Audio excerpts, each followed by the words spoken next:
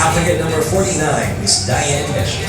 I am last year's Binibining Pilipinas first runner-up, and this year I am here to win the crown. Thank you. Okay. Hi, Diane. Hello, Tito. Kumusta? First of all, congratulations for making it to the top 40. Thank you so much po. So everyone is expecting naman talaga na papasok ka. Hindi naman siguro. Siguro lang more prepared ako ngayon. Kaya naisip nilang talagang papasok ako as candidate.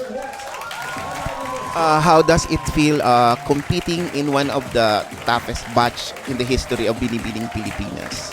For me, of course, it's a privilege na ibig sabihin, I'm part of the top contenders.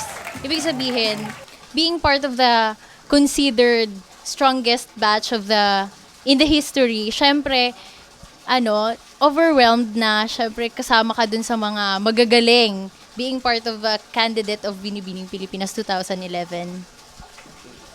Okay, since nung announcement nung official candidate so parang mga 2 weeks ago na 'yon, 'di ba? So who do you think is your closest friend among the candidates? Actually, lahat naman kami close. Kaso sa sobrang dami nga, hindi maiiwasan yung magugrupo-grupo kayo. So, I've been very close these past days with Patricia Tumulak. She's one of the nicest person or candidate we have in this year. Kasi as in, hindi mo mafe-feel sa kanya yung competition kasi lahat tinutulungan niya. She's always willing to give a hand sa mga may kailangan na candidates kasi syempre hindi naman lahat batika na sa mga pageant. So maraming kinakabahan pa, maraming hindi pa alam kung ano yung gagawin. So andyan siya lagi and lahat naman kami to give a hand sa mga nangangailangan pa ng tulong. Sa tingin mo, strong contender siya for the Miss Friendship Award? Of course. Almost lahat naman kinukonsider siya as a friend and lahat naman kami actually is nice to each other and siguro siya lang yung talagang andyan palagi para pag may kailangan, siya yung lagi naming nalalapitan. Coming coronation night, who do you think is your nearest competitor? Hindi naman yung rival, So sa tingin mo lang, aside from you, sino pa yung sa tingin mo magsha-shine?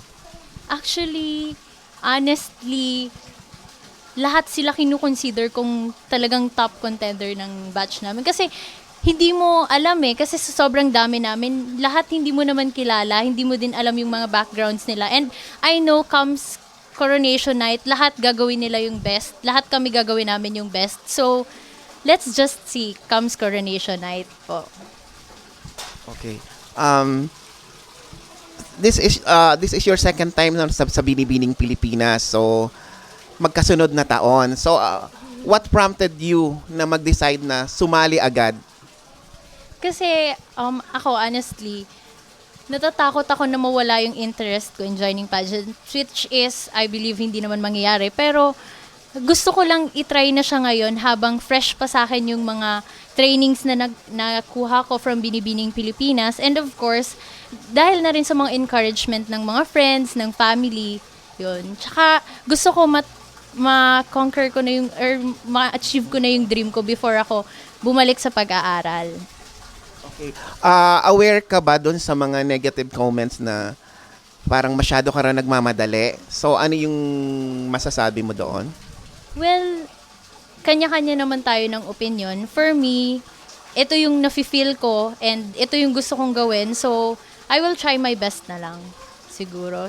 So, yung mga ibang hindi pa naniniwala na kaya ko ngayon, siguro mabibigyan naman nila ako ng chance kapag nakita nila yung performance ko. Talagang I'm willing to give my best. Okay, last year you ended up as first runner-up, So, this year, nag-i-aim ka ng crown, ng isang title, So, ano yung mga correction na sa tingin mo dapat mong gawin na hindi mo nagawa nung last year? Actually, sa tingin ko marami akong kailangan baguhin. From sa sarili ko pa lang yung mga yung confidence level ko from last year, yun yung talagang main focus ko. Tapos ni-review ko din yung tapes namin last year. And yun, yung mga galaw ko sa stage, yung tamang ayos, pinag-aralan ko lahat. So, yun, parang siguro ngayong taon, gagawin ko talaga lahat ng, sa tingin ko, mali ko last year.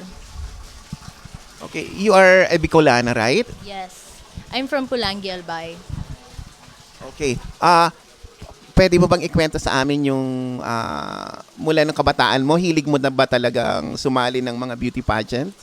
Actually, nung bata pa ako, hindi ko alam na mapupunta ako sa pageantry. Pero nung siguro mga 5 years old pa lang ako, sinali na ako ng mama ko sa preschool namin. Para siyang beauty pageant para sa mga bata. And most of the time, pag nasa tindahan kami, nasa kapitbahay kami, pinaglalaruan ako ng mama ko. Lagi niya akong pinaparampas sa kalye, tapos magbi-beat siya na parang tan tan tan tan tan tan tan tan, parang gusto niya kasi akong maging model or beauty queen someday. Tapos yun, after my mom died, yun, lumaki na ako sa lola ko. After graduating in high school, may lumapit sa akin na gay friend ng tita ko. Tapos he invited me to join one of the local pageants in Bicol, yung Mutya ng Tabak. Doon nakasama ko si Ate Melody Gersbach and of course our very own Maria Venus Ra. Doon kami nagkasama-sama sa first pageant namin. And after that, I keep on joining beauty pageants in Bicol, which is naging helpful naman sa akin. Looking for scholarship in University of St. Anthony. I've been a majorette there, and from being majorette, I had 100% scholarship. Pero unfortunately, after being in second year, we are not allowed to be part of the majorette. So, nawala na yung scholarship ko. So, after that, I decided to join national pageants. Since I think na matitigil na ako sa school. So, yun, nag-venture ako sa national pageant. And until now, gusto ko nang ma-accomplish yung dream ko of representing our country in one of the most prestigious pageant. And hopefully, after that, makakabalik na ulit ako sa school. Venus Ra was the biggest winner last year sa Binibining Pilipinas. So, sa tingin mo this year, magko-continue yung winning streak ng mga Bicolanas? Sana, hopefully. Since lahat naman sinusupport ni Ate Venus, kahit yung ibang candidates from different regions and provinces. Pero I believe na malakas ang laban ng mga Bicolanas. Kasi usually kasi kaming mga representatives from Bicol region, talagang nahasa kami sa mga local pageants sa Bicol. So, para sa amin, medyo mas madali kaming makapag-cope up sa mga challenges na meron sa beauty pageant. So, siguro yun yung talagang nakakatulong sa mga Bicolanas, yung support tsaka mga experiences na nagigay namin from local pageants. Marami sa mga pageant watchers ang nakapunan na nag-improve ang styling mo, no? So, like yung makeup mo tsaka yung hairstyle mo, ikaw lang ba ang gumagawa niyan?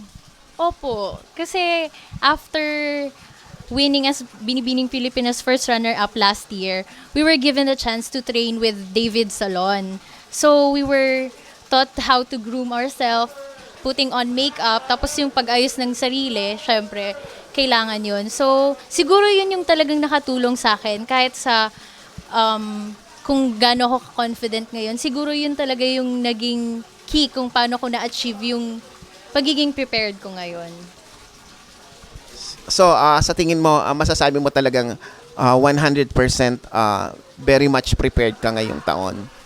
Siguro wala namang percentage. Pero alam ko na from last year, sobrang laki na ng improvement ko. I mean, ma-feel mo naman yun sa sarili mo kung nag-improve yung personality mo. So, I hope pati yung ibang tao makita yun sa amin. May gusto ka bang mga pasalamatan ng mga kaibigan na tumutulong sa'yo? Sa lahat, mga friends na nag-i-encourage at patuloy na nagsusupport, mga friends from Mabuhay Beauties, syempre hindi ko yun makakalimutan. Yung mga patuloy na nagpipray sa akin, yung mga friend kong priests, mga gay friends, lahat-lahat. Thank you so much. Tsaka syempre yung family ko and of course God sa patuloy na pag-i-inspire sa akin na huwag bumitaw at galingan palalo to achieve my dreams. Thank you, Dayan. Thank you po. Thank you so much.